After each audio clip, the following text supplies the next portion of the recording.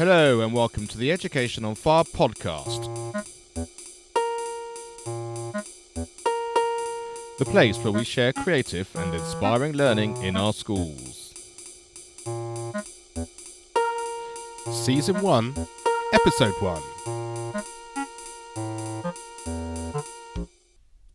Hello and welcome back to Education on Fire.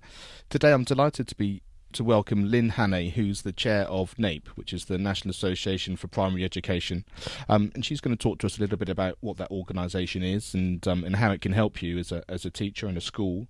And we're going to talk a little bit about her history, from her training through to her experience working in the state sector through some schools in Hackney in London, and also through into the independent sector where she created her own school called the ILEA in London, which I had the privilege of working at as a music teacher and drum tutor there. So hi Lynn, thank you for joining us today. Hi Mark. So yes, can you start talking a little bit about NAPE and what NAPE is and the sorts of things that it can offer our listeners? Okay, I've been involved with NAPE for about 30 years now. I began by getting involved because I was working with a head teacher at the time, Jeremy Rowe, who was a founder member, and he also ran an enormous festival of voices, children singing together. It began by being called Children Singing for Children, I believe, and that festival used to take place various places around the country, but then culminate in an enormous festival at Wembley Conference Centre annually in the summer. And there would be 2,000 to 3,000 children all from all over the country come together to sing. And Jeremy used to conduct that. And I initially got involved with NAPE through that. I started helping him, getting dragged on stage to sing alongside the children, etc.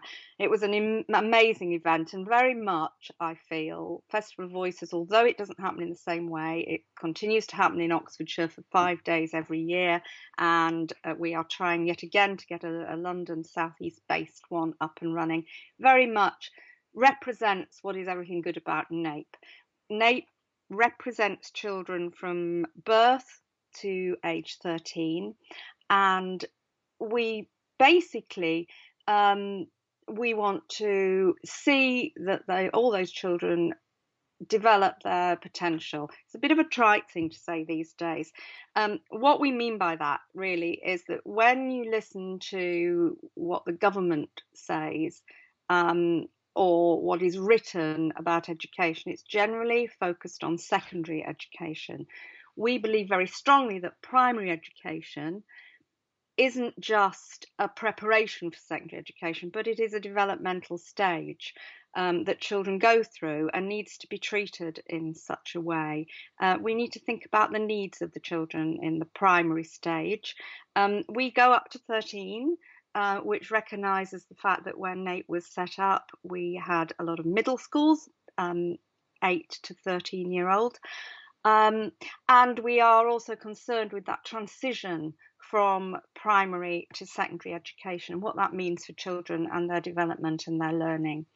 We spend a lot of time lobbying.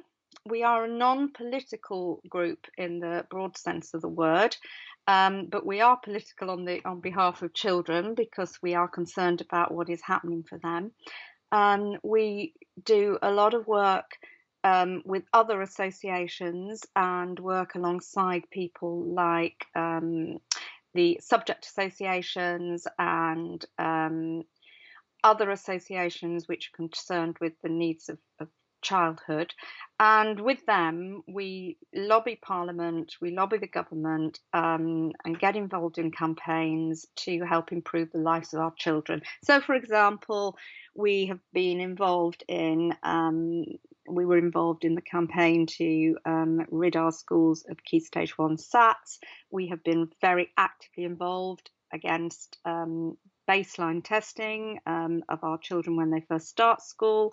And we are at the moment working on an inter-organisational committee to reassess and look at how our children can be better assessed, their progress and their learning can be better assessed than using these very harsh, punitive and inappropriate tests and assessments that are happening at the moment for Year 6 pupils. There was a lot of anger last year about what was in those tests and how they were administered. And many groups, including ourselves, have come together to work to try to put forward an alternative way of doing that. So that's one aspect of our work at NAPE. And a reason to join us is that we believe very strongly that our class teachers need to be free to work with our children. And we do that lobbying and campaigning for you, if you like. We are interested in what our members have to say, and if they ask us to look at campaigns, then we would. So that's one aspect of our work. Another aspect of our work is providing good quality professional development for schools and individuals. So to that end, we put on conferences occasionally. We've just had a very successful EduTech conference at the Kassam Stadium just outside of Oxfordshire. It was very well attended. We had high quality speakers and we've had extremely good feedback. So that's one other thing we do. We are in the process of putting on a one-day event at Leeds Trinity University in January this year with Ruth Mertens from the Hamilton Trust. So it will be focused on mathematics teaching and the mastery of mathematics, and will be an event for the students at the university, and then an open event for teachers, a free event if you're interested and available, a free event that anyone can come to who's interested in that, a twilight session. What we're hoping to do as a result of that is to launch NAPE North and get a group going up there. So we have a central group, we have a group in Oxfordshire, we have a group London South East, which is based around Greenwich University, and we're hoping to get a group going in up north. And we are launching next year CPD for schools, so schools can contact us and we can organise CPD for their own school or for groups of schools. We also get involved in research. At the moment, we're involved in a big piece of research for evaluating children's learning against European competencies. We're working with colleagues from all over Europe, and I've had the good fortune to work in both Finland and Belgium this year, and we will be inviting and welcoming our colleagues here in the UK in December, and that piece of research will be written up at the end of next year and hopefully will work very well for us in the UK as we are discovering some very interesting things about how children can be better evaluated than by sitting tests at the end of year 6. I hope, Mark, that gives you a bit of an outline of the work of NAPE. Have I missed anything? Because you're also part of NAPE. I am indeed, yes. I'm on the National Council too, and no, I think that's fairly comprehensive. We are open to anyone who is interested in the education of young children. So we are a group that is open to governors, we're open to parents, to grandparents. At the moment, one of our campaigns is the involvement of parents and grandparents in schools, and we are working alongside a group called Parents Defending Education to that aim.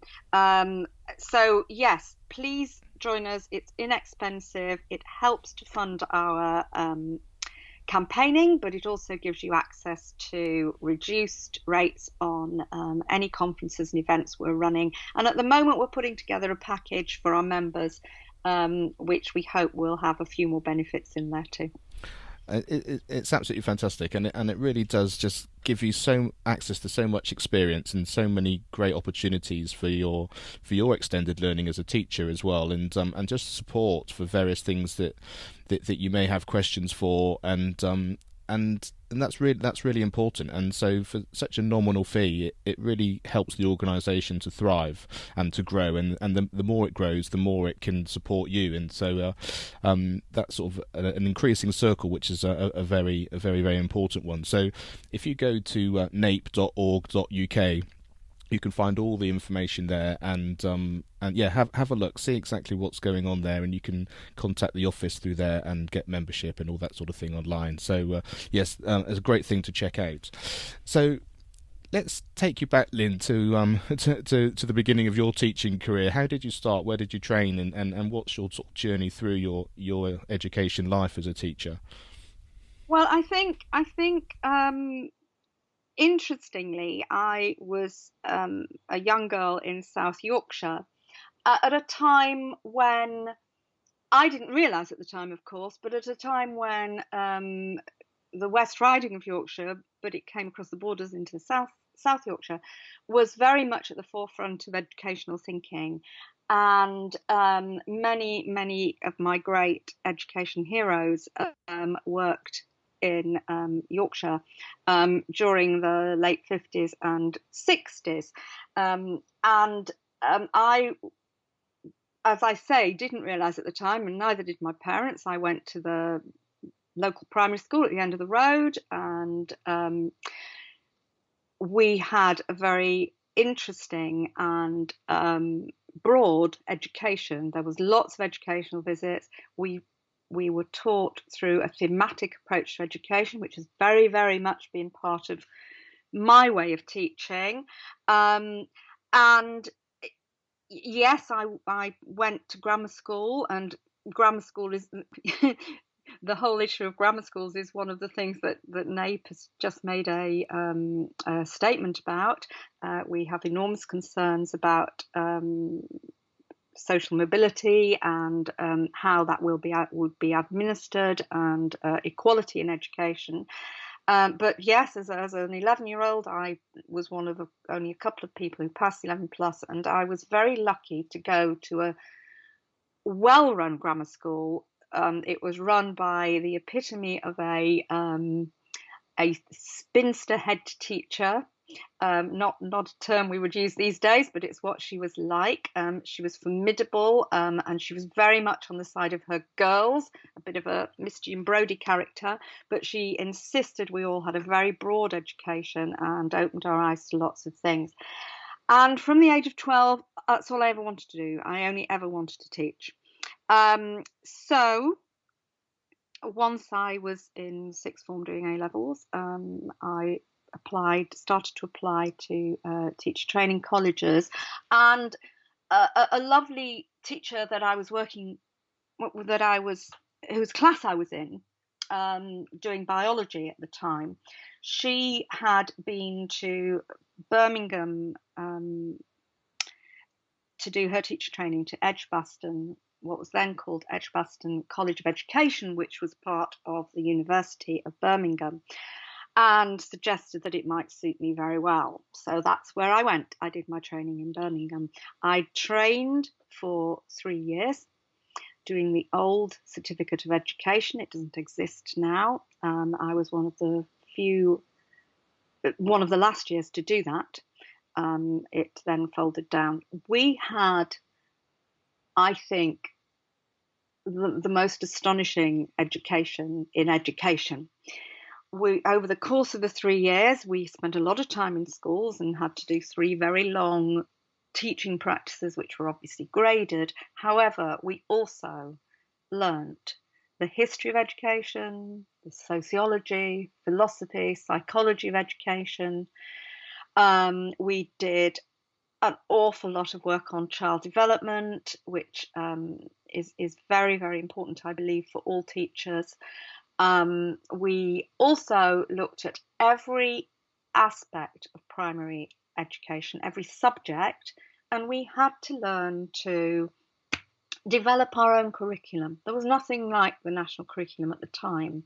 We were expected as students to understand how, for example, maths teaching built on itself, what came before what goes at either side, what to do if something goes wrong, and how to put together a curriculum. And we had to do that for every subject you might teach in the primary classroom, including PE. And it was an amazing and quite astonishing training ground. We were expected, when we did our teaching practices, something that I think young teachers can't even envisage these days. We were never allowed to use published resources except for novels. So every lesson we planned, we had to plan from scratch. If we wanted the children to have a worksheet, we had to write them. And at the same time, we had to provide a visual aid for every lesson that we gave. We worked incredibly hard, but it actually meant you could walk into a classroom without anything and start to teach. I'm incredibly grateful for the education I had then, and it very much formed part of what I am as a teacher today. It really does sound like it's almost like a million miles away from teacher training today in terms of in terms of its approach. But it does sound like you've got a great grounding in just being able to understand everything that you're doing, which just seems like a really important thing to do as a teacher. Yeah, I think I'm not denigrating our young teachers today. I think they work incredibly hard. And I think they have a tough job. But I do think that what they don't have the privilege of, and they don't have the time to do, which saddens me, is that reflective time that we had. We had time to think about what we were doing. We had time to debate, and we had time to really build on our early experiences. And we had to do everything from nursery right up to secondary. We didn't specialise until quite a long way into our courses. Not everybody did it that way. There were obviously people who did a degree and then went on and did a 1-year PGCE, and I'm not knocking that at all. I think, again, very good, sound course. What worries me now is that what I've said, really, that teachers don't have that reflective time, either whilst they are training or once they become teachers, to really sort of stand back and consider the approaches and the different methodologies and the history, and put what we're doing in a historical and context, and in a child development context. There is good CPD out there that helps teachers, but I think for me, certainly, it's what worked. It's a really interesting point, and it's something that here on the Education on Fire we're going to be looking at, because we're going to taking a few students just starting on their journey and talking to them about their aspirations and why they're going into the profession, and then following them through their training and into schools and all the way through into their early careers, and just get a real sense of how that development really works. And I think having a conversation and having a community of people who are all sharing in that same shared experience, I hope will probably maybe start given the chance to have that kind of debate, even though it's going to be through a podcast. But as is the way of the world these days, training and experience is coming in new forms all the time. And so it sounds like what you experience is something that we're going to try and help support, actually, as time goes on and the podcast starts to develop. So that's a very exciting prospect, I think. And I think there are pockets of it still happening. Amanda Nuttall, who's on NAPE Council with us, who works at Leeds Trinity Uni, they are still running a 2-year course, which gives young teachers far more time to develop their craft and develop aspects of how they feel about different aspects of education. Of course, one of the things that is removed is, because there is a national curriculum, that's a given that teachers have to teach, and they have to understand that and get to know it in a lot of detail. We didn't have that. We had to develop our own in classrooms, and of course that really led to either people doing it very, very well, and school communities coming together and really developing a curriculum that made a lot of sense for the children in that area. Or it led to people doing extremes of things which didn't work for the children and didn't work for the school community, and that in its turn led to the national curriculum being developed, because there were those there was a big range of experience, I should say, for children across the country. During the sort of I began teaching in 1978, and the late 70s and early 80s, there was big concerns about the big range of experience, how it could be extremely good or very poor, and that in itself led to, as I said, the national curriculum being developed. Yeah, and the beginning of where we are now, I guess. So, can you take us forward now? Into your working life. I know you've worked both in the state sector and the independent sector, and how did that develop, and what was that journey like? Okay, well, having left Birmingham, I didn't want to stay in Birmingham, and nor did I want to go home to Yorkshire. I wanted to come and experience London, like most young people, and I never left. So I came to London for 2 years, thought I'd get a bit of experience under my belt, and then my then boyfriend turned out to be my husband, and we had intended to move up north. We were both northerners, but we didn't. We stayed in London, and neither of us have ever regretted that. We both had extraordinary experiences here. So yeah, I came to London, and something again that is very hard for anybody to get their head around today. I came to London looking for a job when there was a shortage of jobs for teachers. Right now, one of the things I do is I work with a teacher agency, helping to provide induction and CPD for teachers who come here to work from other parts of the world. But at that time, there weren't any jobs. And I came to London and worked in a shoe shop from September till January until I got a job. I then did a bit of supply work, which was a bit of a shock to the system. And then I was incredibly lucky. I got my first full-time job at a wonderful school called Mandeville in Hackney in London. And Mandeville was just starting out as a primary school. It was on the site of an old secondary school, old Clapton Girls' School, which is still up and running, but in a different building. A fantastic head teacher who was an amazing facilitator, and I learned a great deal from him.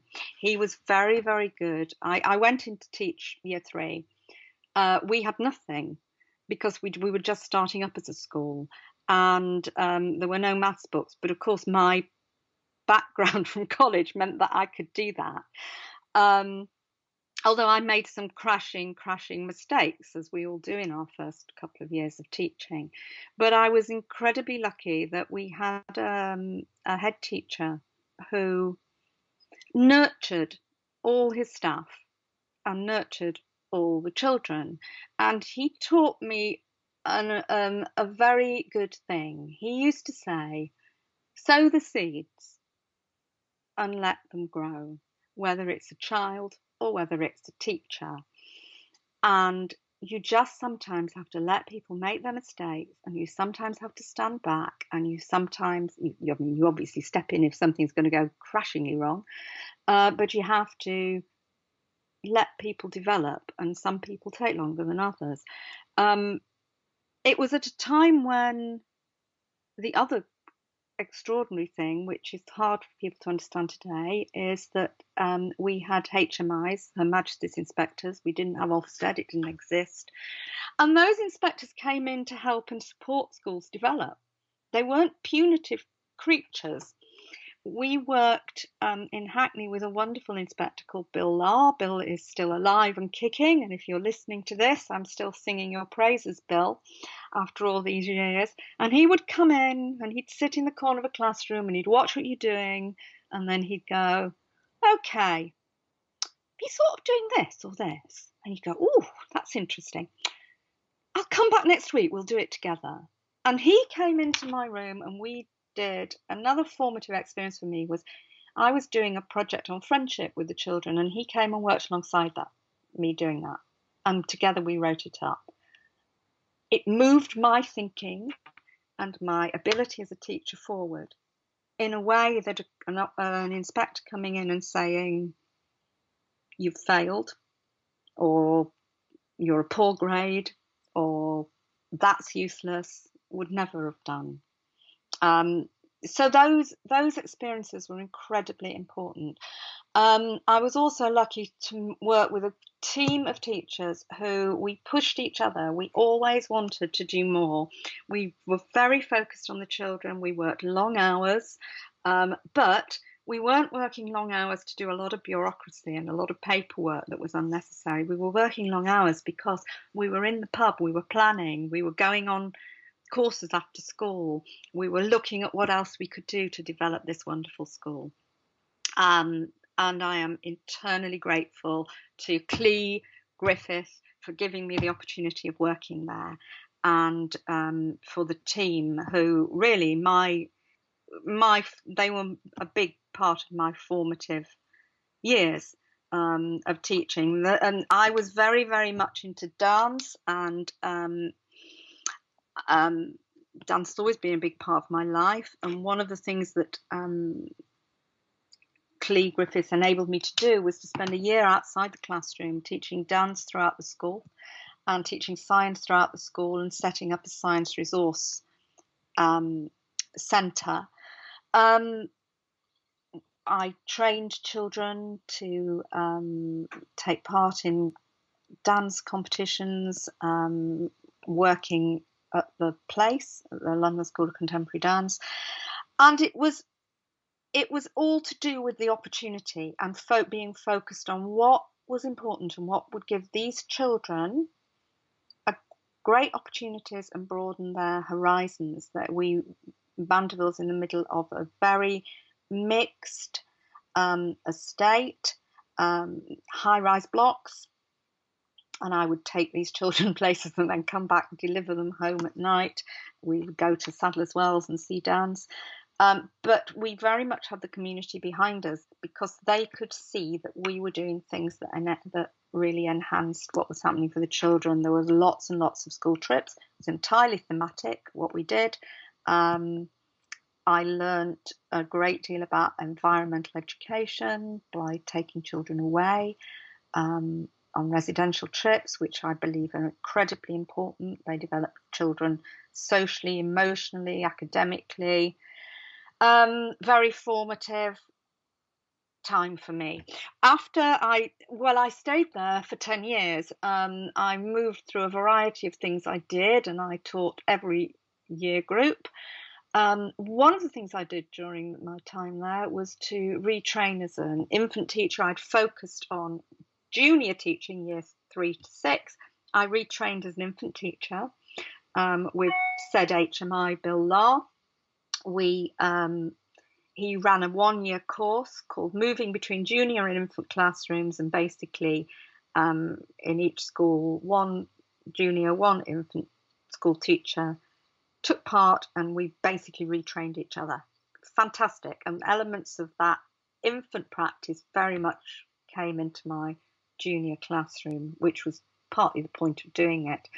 I had various posts of responsibility at that school: dance, religious education, science, maths at one point, educational visits, and then I finally became acting deputy head there for a short period of time when our head teacher was headhunted to work in a school that was having some difficulties.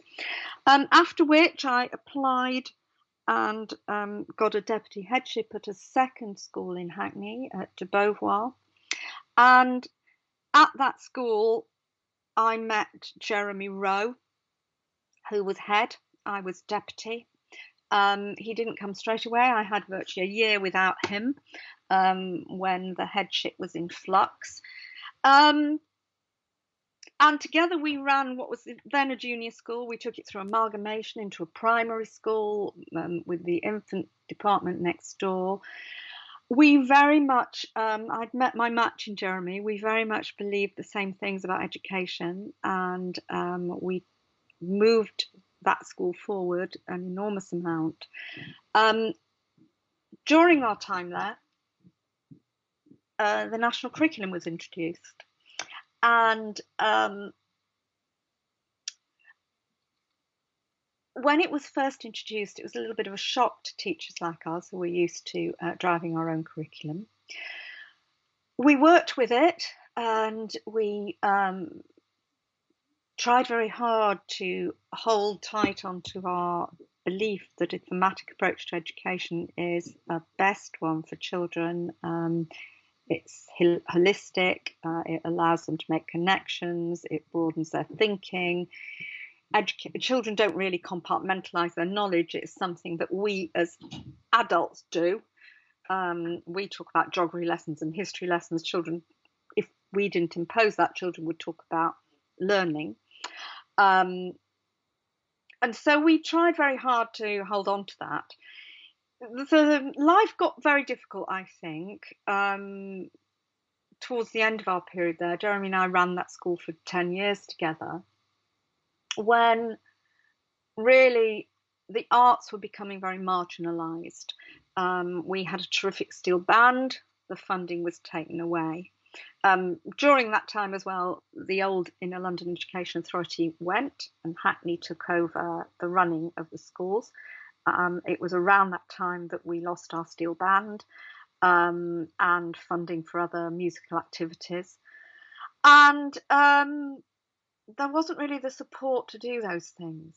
The other thing that happened at that time was that in order to make sure that the national curriculum was being delivered in the way that it was intended, timings were put on what you could do. So you ended up with an hour a week for PE, an hour a week for art, an hour a week for history. The timings, I don't remember the strict timings. I'm giving you examples here.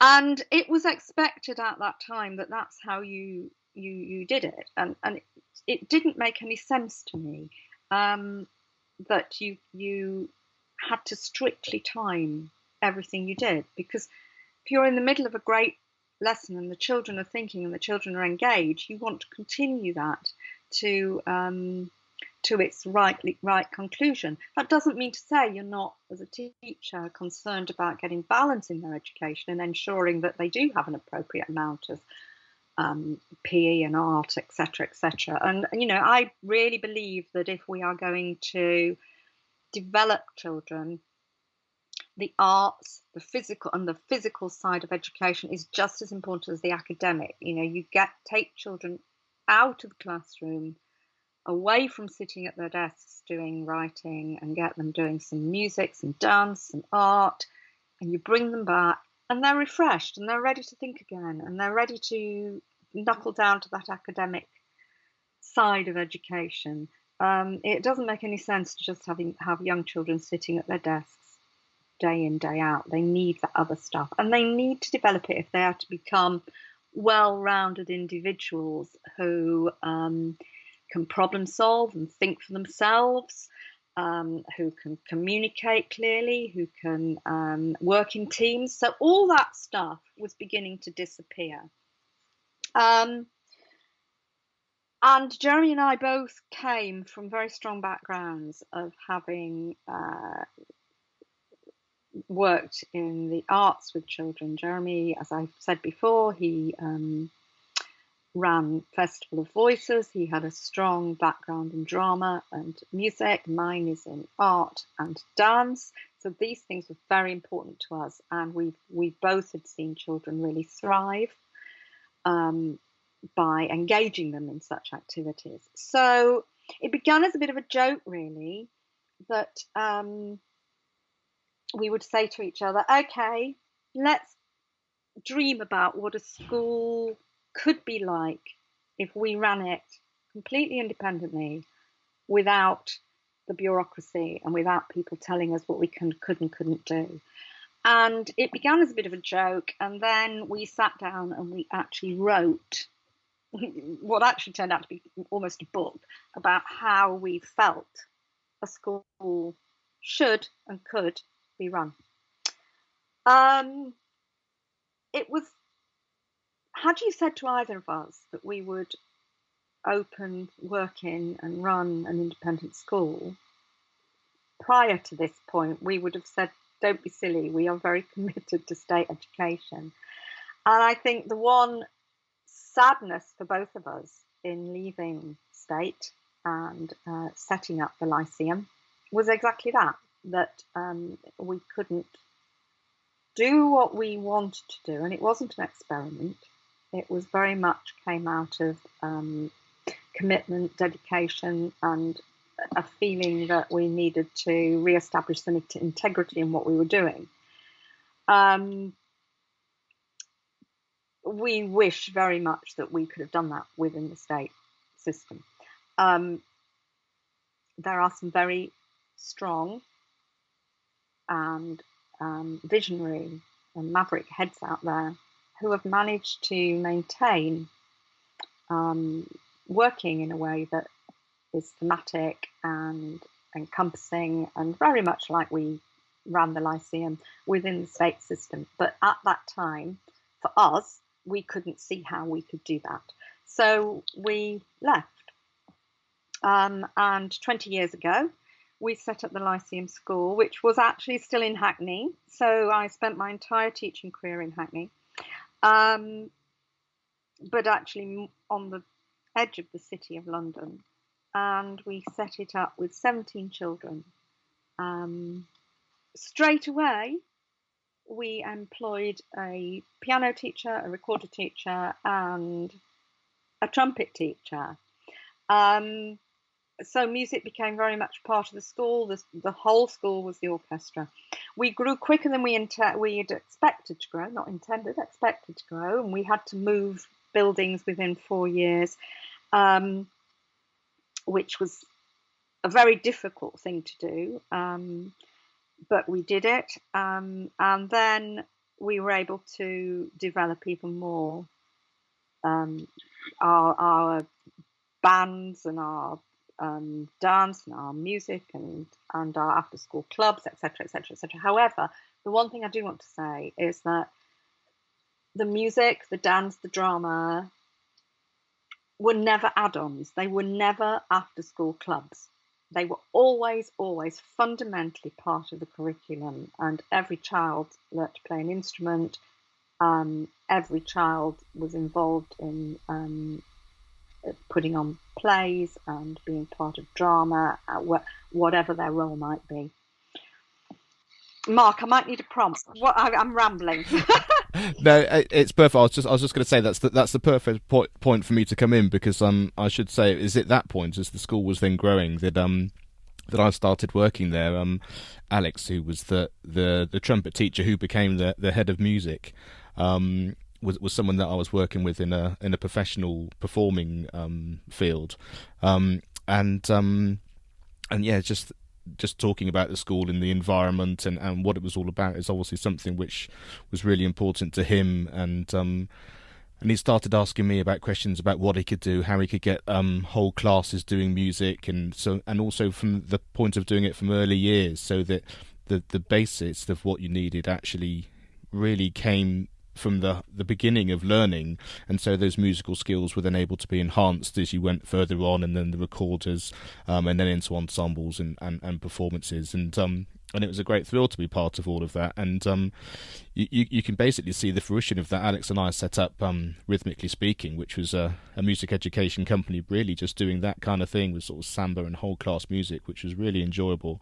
And those are the videos you can see on the website. If you go to the educationonfire.com website, on the homepage where it says the whole class music workshops, they were done at the Lyceum based on what I was doing there at the time, and also through rhythmically speaking, and it works, and that's basically why Education on Fire started as well, because it was from people viewing those things and getting in contact and asking me how they could put that in their schools, and that I thought actually just sharing some of these things and how it can be then put into schools these days is actually could be really supportive for people, and then interviewing people not just from music but from other backgrounds as well.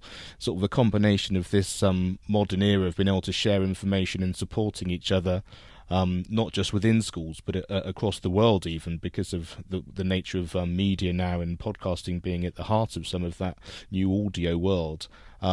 We could really share some of these things, and also some inexpensive ways of doing it. Just having the idea that you think this is a good idea, and hearing other people knowing it's a good idea, and just some basic tips of how you can implement that and how it can grow. And that almost sort of brings us full circle, really, from where I sort of joined you in that journey, and then carrying it through to NAPE as well. I do think that there is a lot of hope in our schools now, and that I am seeing and hearing of schools where there are good things happening for our children, and teachers who are incredibly dedicated to making this happen. Of course, it's a matter of being creative and using the time creatively, and using opportunities that are open to you.